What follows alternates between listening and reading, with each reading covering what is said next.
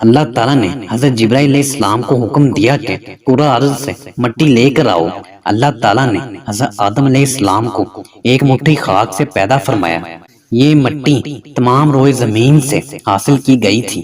یہی وجہ ہے کہ حضرت آدم علیہ السلام کی نسل میں مختلف رنگ و زبان کے لوگ پائے جاتے ہیں۔ جب اللہ نے آدم علیہ السلام کو پیدا فرمایا اور ان میں روح پھونکی تو ان کو چھینک آئی، جس پر انہوں نے الحمدللہ کہا۔ یوں سب سے پہلے ان کے منہ سے اللہ کی حمد نکلی والے ہیں۔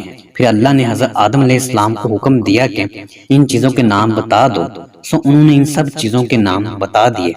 اللہ تعالیٰ نے فرمایا، دیکھو میں نے تم سے نہ کہا تھا کہ میں زمین و آسمان کی تمام پوشیدہ چیزوں سے واقف ہوں۔